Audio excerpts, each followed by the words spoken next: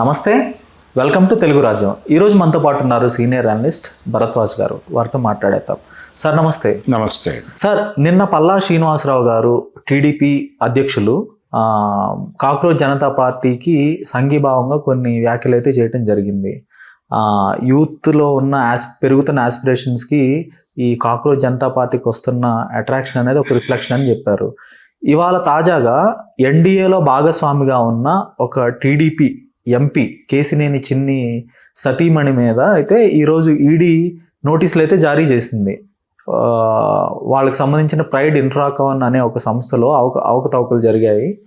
మీరు 27వ తారీఖున విచారణకు హాజరు కావాలని కోరటం జరిగింది.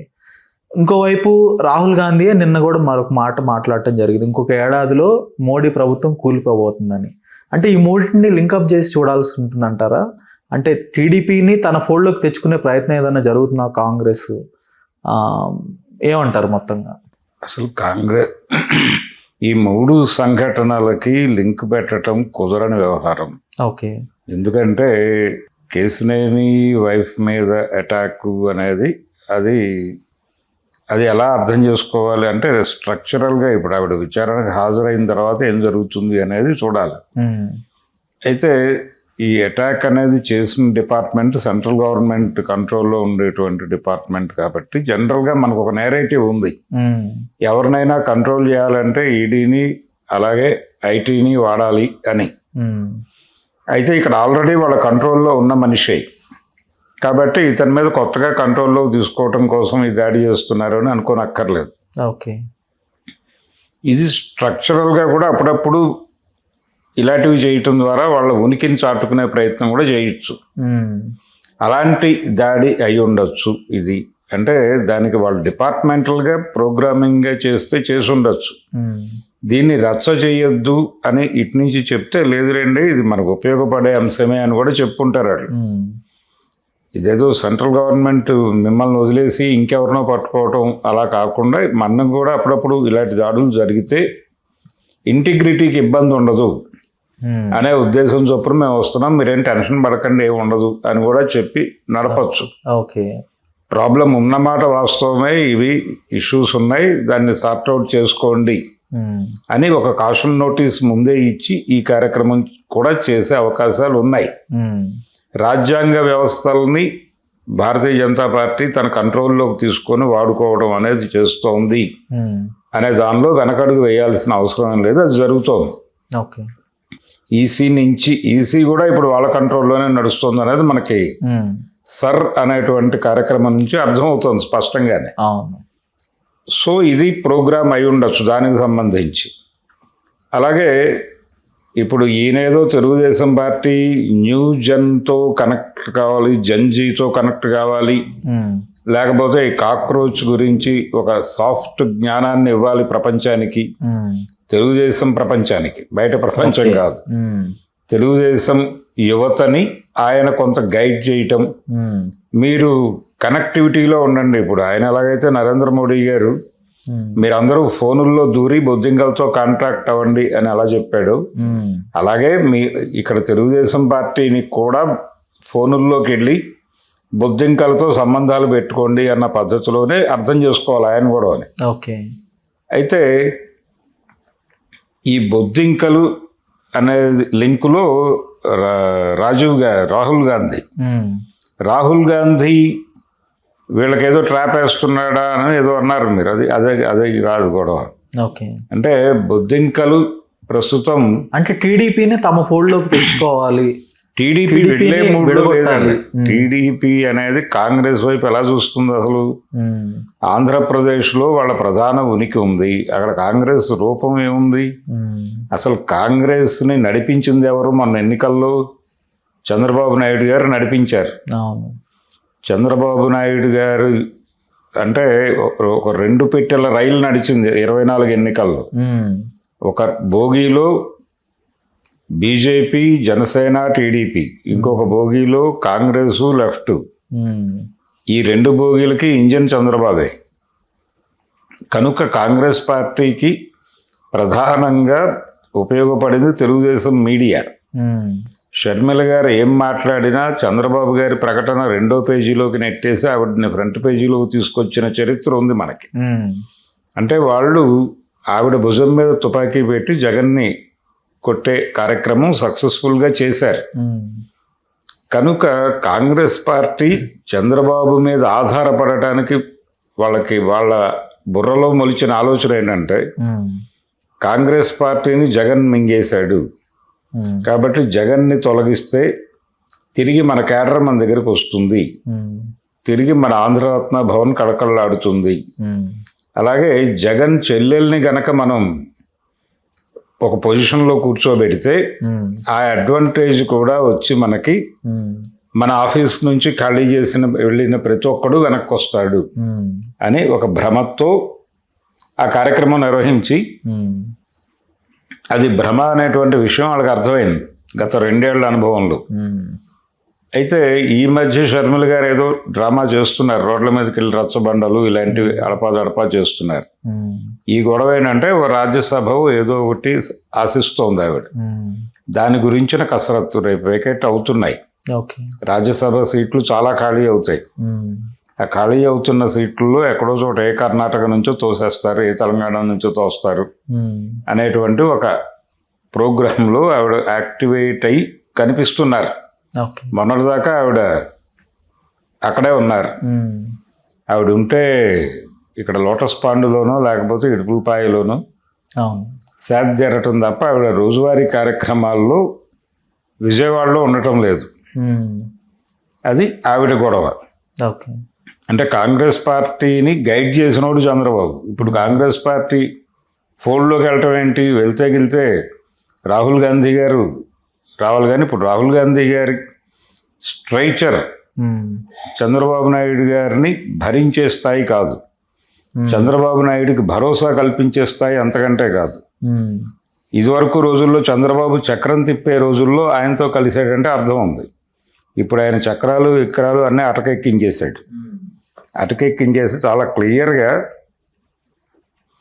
ఆయన భారతీయ జనతా పార్టీకి నమ్మదగిన మిత్రుడిగా మారటం అనే పనిలో ఉన్నాడు, మారిపోయాడు. వాళ్ళలో కొంత కాన్ఫిడెన్స్ వచ్చింది. ఇప్పుడు కాంగ్రెస్ పార్టీని ఎలా వీకెండ్ చేయాలి, సౌత్లో దానికి ఉన్న కొద్దిపాటి బేస్ని ఎలా పీకాలి, ఆ బేస్ని బీజేపీకి ఎలా ఉపయోగించాలి, లేకపోతే ఎన్డీఏకి ఎలా ఉపయోగించాలి అనే వ్యూహ రచనలో ఒక సైన్యాధ్యక్షుడి పాత్రలో చంద్రబాబు ఎమర్జ్ కాబోతున్నాడు అనేది వాస్తవం.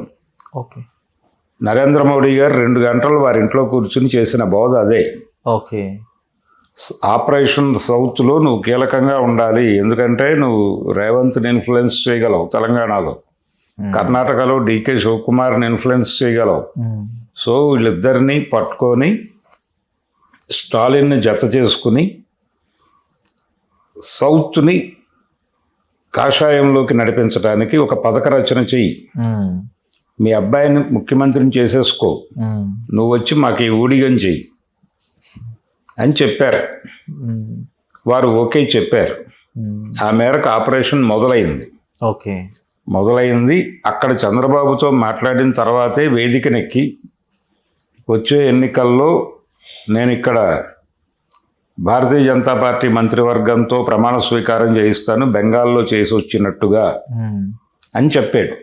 ఆ చెప్పడానికి కావలసినటువంటి కాన్ఫిడెన్స్ని చంద్రబాబు నాయుడుతో జరిగిన సమావేశం ఇచ్చింది ఆయనకి. అందుకని చంద్రబాబు నాయుడిని కాంగ్రెస్ పట్టుకోవడం అనేది తప్పు, రాంగ్ అంచనా. కాంగ్రెస్ పార్టీ కానీ రాహుల్ గాంధీ కానీ ఇప్పుడు ఆయనకి కంటికి కనిపించే పరిస్థితి కూడా లేదు. కాకపోతే చంద్రబాబు నాయుడికి కూడా రకరకాల వ్యూహాలు ఉంటాయి. ఆయన పైకి ఒకలా లోపల ఇంకోలా ఒక్కొక్క చోట ఒక్కొక్కలా వ్యవహరించగలిగిన సమర్థుడు. ఈ సమర్థత గురించి బీజేపీకి భయం. అందుకని ఒక ఏరియాలో ఆయన కాంగ్రెస్కి కూడా విండో తెరిచి ఉంచుతాడు కొద్దిగా. అది ఎందుకు తెరిచున్నావు అని వీళ్ళు అడుగుతారు ఎన్డీఏ వాళ్ళు. మనకేదైనా ఉపయోగం చేకూరుతుందేమో అని ఆ తలుపు తీసుంచానని చెప్తాడు. అని వాళ్ళు ఓకే చెప్తారు. అలా ఎప్పుడైనా సరదాగా ఆ కారిడార్లోకి వెళ్ళి వాళ్ళని పలకరిస్తాడు. ఓకే. అంటే దానికి ఒక ఉదాహరణ కూడా చెప్తాడు ఆయన. ఎవరంటే మొన్న మనకి కాలికి బలపం కట్టుకుని మనకు గెలిపించడం కోసం వాళ్ళ అక్క చెల్లెలు ఇద్దరు తిరిగారా లేదా రోడ్ల మీద పడి. అవును. ఏది షర్మిల గారు, సునీత గారు. కాబట్టి ఆ మాత్రం విండో తెరవకపోతే ఎలాగా అవును అని కూడా కోప్పడతాడు. అట్ ది సేమ్ టైం ఆ తెలంగాణలో ముఖ్యమంత్రి కూడా ఇప్పుడు బీజేపీతో సఖ్యతగా ఉంటున్నాడు, కాంగ్రెస్ ముఖ్యమంత్రి. అదే దాని వెనకాల స్కీమింగ్ అండి, దాని వెనకమాల స్కీమింగ్ ఈయనే, చంద్రబాబే. చంద్రబాబుకి తెలంగాణ, కర్ణాటక ఈ 2 చోట్ల కాంగ్రెస్ పార్టీని నెమ్మదిగా తప్పించి అక్కడ ఇక్కడ కూడా కాషాయ గుడ్డ కట్టించేస్తే ఆ తర్వాత తెలుగుదేశం అంటే చంద్రబాబు నాయుడు గారి భయం ఏంటంటే ఆంధ్రప్రదేశ్లో కూడా పసుపు వేస్తారే, కాషాయం వేస్తారేమో అని భయం. ఇప్పుడు పసుపు ఉంది అక్కడ, అక్కడ పసుపు ప్లేస్లో కాషాయం కావాలని వాళ్ళు కోరతారేమో అని. పసుపుకి కాషాయానికి దగ్గర పోలికలు ఉన్నాయండి, మేముంటే మీరున్నట్టే అనే భావన కలిగించి అక్కడ తన కొడుకు ప్రభుత్వాన్ని సక్రమంగా నడిపించుకోవాలి అనే బాధ్యతతో ఆయన మరింత సరెండర్నెస్ ప్రదర్శిస్తున్నాడు, లొంగుబాటు తత్వాన్ని ప్రదర్శిస్తున్నాడు. ఇది చంద్రబాబు నాయుడు తాజా స్థితి. అందుకని మొన్న నాగేశ్వర్ గారి ఎపిసోడ్లో కూడా అది జరిగిన, నాగేశ్వర్ గారు చెప్పిన సన్నివేశం ఎన్నికల ఫలితాలు వచ్చిన కొత్తలో అయి ఉండొచ్చు. ఓకే. ఇప్పుడు ఆ సీన్ ఉండదు. ఇప్పుడు అది రిలవెంట్ కూడా కాదేమో. ఇప్పుడు ఏ సంబంధం లేదు ఆ సీన్కి. ఆ రోజున ఉంది, అవును, ఆ రోజు జరిగి ఉండొచ్చు. దానిలో పెద్ద మొహమాట పడాల్సిన అవసరం లేదు. అప్పుడు అలాగే మాట్లాడతాడు ఆయన. అవును, ఆ రోజున ఉన్న కండిషన్స్లో అమిత్ షా గారి స్టేట్మెంట్ కరెక్టే. అవును. ఈయన ఏదో ఎగ్జాగరేట్ చేసో దుర్మార్గంగానో చెప్పాడని మాట్లాడుతున్న వాళ్ళు దుర్మార్గులు, కానీ నాగేశ్వర్ కరెక్టే. ఓకే. కానీ ఇప్పుడు మీరు అంటున్న దాని ప్రకారం చంద్రబాబు కూడా ఒక శాశ్వత మిత్రుడు అయిపోయాడు, జగన్ శాశ్వత మిత్రుడే, ఇద్దరు శాశ్వత మిత్రులే.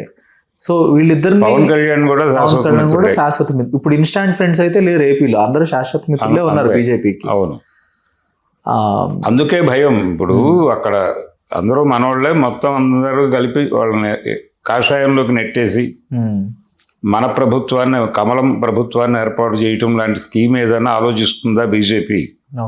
లేదు, చంద్రబాబు వీక్ అవుతున్నాడు కాబట్టి ఆ పార్టీని కబ్జా చేసి ఇప్పుడు అక్కడ ఏడీఎంకేని ఎలా పీకారో అలాగే అలా జగన్ని, పవన్ని, బాబుని అందరినీ వీక్ చేసి కంట్రోల్లోకి తీసుకుని ఏదైనా చేస్తారేమో.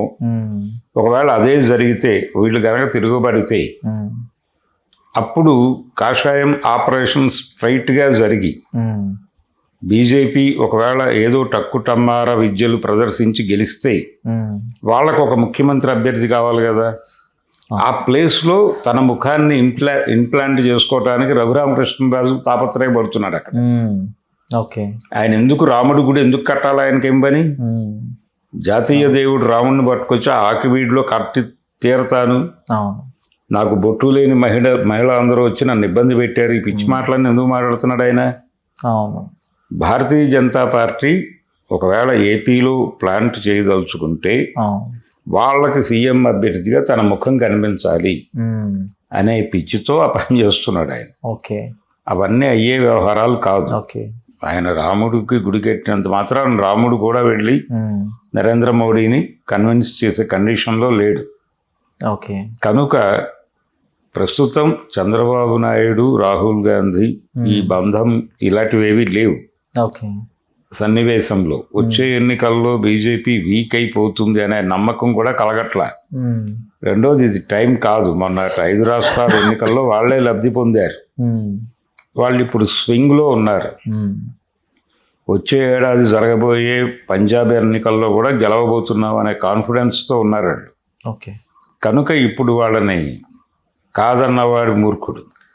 సో కేసినేని చిన్ని గారి సతీమణి మీద ఈడీ కేసులు పెట్టడం, రైట్స్ చేయటం, సో ఇదంతా కూడా పెద్దగా సీరియస్గా తీసుకోవాల్సిన అవసరం లేదంటారు. స్ట్రక్చరల్గా మేము ఎవరితోనైనా ఇలాగే ఉంటామని చెప్పుకోవడానికి వాళ్ళకి కావాలి కదా కొన్ని. అలా మేము ఎవరన్నా రేపు పొద్దున వెళ్ళి ఏవైసీపీ వాళ్ళ మీద దాడి చేస్తారు వీళ్ళు. లేకపోతే ఏ కమ్యూనిస్ట్ పార్టీతో సంబంధాలు ఉన్నాయనో ఎవరి మీద దాడి చేస్తారు. దాడి చేసినప్పుడు ఇదేదో కావాలని దాడి చేస్తున్నారు వీళ్ళు, మేము మా భాగస్వామి పక్షం మీద కూడా మేము దాడి చేసాము, మేము అక్కడ చేసింది ఏంటంటే నీకు అది కనిపించలేదా పేపర్లో, మేము ఏమన్నా ఊరుకున్నావా అని చెప్పుకోవడానికి కొన్ని కేసులు కావాలి. ఓకే, అందుకని ఇలాంటి దాడులు అడపా చెయ్యాలి. ఓకే, చేస్తే వాళ్ళ ఇంటిగ్రిటీ నిలబడుతుంది జనాల్లో. ఇది చేసినప్పటికే అదేదో పోతుంది అనుకోకూడదు, అది ఉంటుంది జనాల మనసుల్లో. వీళ్ళని ఆపరేట్ చేసే దేవుడు ఢిల్లీలో ఉన్నాడు, వాడికి ఇబ్బంది కలిగితే వాడు ఎక్కడ ఉన్నా దాడి చేయిస్తాడు అనేది వాస్తవం. అవును, కానీ అడపా ఇలాంటి పనులు కూడా జరగాలి. స్ట్రక్చరల్గా వాళ్ళకి ఆల్రెడీ కాషన్ నోటీస్ ఇచ్చి ఉంటారు. ఓకే, బాబు మొన్న 3-4 ట్రాన్సాక్షన్స్లో మీ దగ్గర నుంచి ట్యాక్స్ అట్రాక్ట్ కాలేదు, అదే మేము అడుగుతాం, దానికి సమాధానం ఇన్ రిటర్న్ ఇవ్వమని అడుగుతాం, ఇన్ రిటర్న్ ఇవ్వండి, మీ సిఏ ఎవడో చూసుకుంటాడు కదా వచ్చి ఓ రిప్లై పడేయమనండి, ఒక అదేదో పేమెంట్ ఇచ్చేయమనండి, క్లోజ్ అయిపోతుంది వ్యవహారం.